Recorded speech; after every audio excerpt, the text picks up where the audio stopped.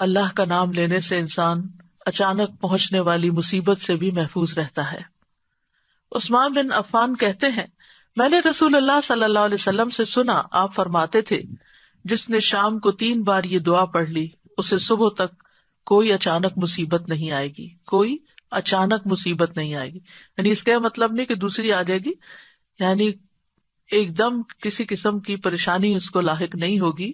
اور وہ دعا ہے، بسم اللہ الذی لا یضر مع اسمہ شیء فی الارض ولا فی السماء وہو السمیع العلیم۔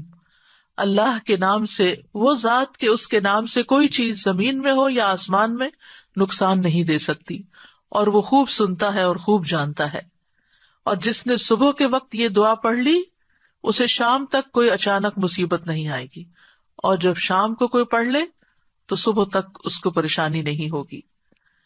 اسی طرح اگر انسان بسم اللہ نہیں پڑھتا تو یاد رکھیے کہ بسم اللہ نہ پڑھنے کا نقصان یہ ہے، ابن عباس کہتے ہیں کہ ابلیس نے اللہ تعالیٰ سے کہا کہ تو نے اپنی ساری مخلوق کا رزق واضح کر دیا ہے، میرا رزق کس میں ہے؟ تو اللہ تعالیٰ نے فرمایا، ہر اس چیز میں جس پر میرا نام نہ لیا جائے۔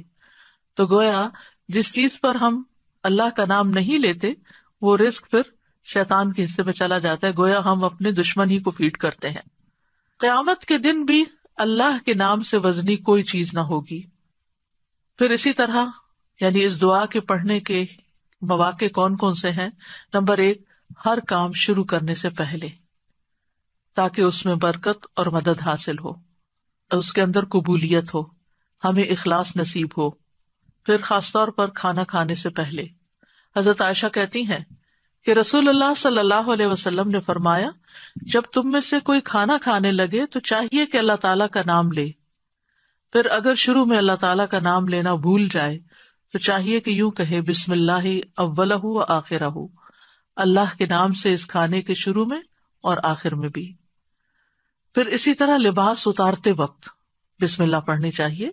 انس رضی اللہ عنہ سے روایت ہے کہ نبی صلی اللہ علیہ وسلم نے فرمایا، جنوں کی آنکھوں اور بنی آدم کی شرمگاہوں کا پردہ یہ ہے کہ جب ان میں سے کوئی اپنے کپڑے اتارے تو بسم اللہ پڑھ لے، یعنی اتارنے سے پہلے پڑھ لے، تو جن اور شیاطین کی نظر نہیں لگتی۔ اسی طرح جب آپ بچوں کو کپڑے تبدیل کروا رہے ہوں تو اس وقت بھی بسم اللہ پڑھ لیں۔ اسی طرح بیت الخلاء جاتے وقت یعنی اندر پاؤں رکھنے سے پہلے بسم اللہ پڑھ کے دروازہ کھولیں۔ حضرت علی رضی اللہ عنہ روایت کرتے ہیں، کہتے ہیں کہ رسول اللہ صلی اللہ علیہ وسلم نے فرمایا، جنوں کی آنکھوں اور بنی آدم کی شرمگاہوں کا پردہ یہ ہے کہ جب ان میں سے کوئی بیت الخلاء جائے تو بسم اللہ پڑھ لے، کیونکہ جب انسان ننگا ہوتا ہے تو حفاظت کے فرشتے اس سے دور چلے جاتے ہیں۔ تو اس وقت حفاظت پھر کس سے حاصل ہوگی؟ جب آپ واش روم میں جانے سے پہلے بسم اللہ پڑھ کے پھر داخل ہوں گے۔ اسی طرح وضو سے پہلے ابو ہریرہ کہتے ہیں کہ رسول اللہ صلی اللہ علیہ وسلم نے فرمایا، لا صلاۃ لمن لا وضوء لہ ولا وضوء لمن لم یذکر اسم اللہ تعالی علیہ، کہ جس کا وضو نہیں اس کی نماز نہیں، اور جو شخص وضو کے شروع میں اللہ تعالیٰ کا نام نہ لے اس کا وضو نہیں۔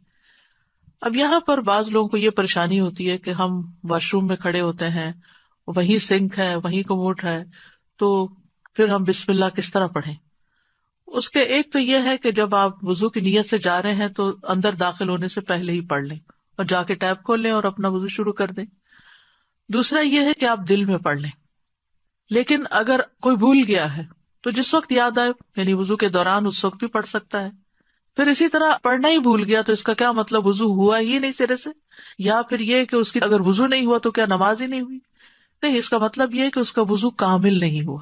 یہاں علماء نے اس کا مطلب یہ کیا ہے کہ اس کے وضو میں نقص رہ گیا، وضو ہو جائے گا، نماز ہو جائے گی، لیکن وہ جو برکت حاصل ہونی تھی یا زیادہ ثواب ملنا تھا اس سے انسان محروم ہو جاتا ہے۔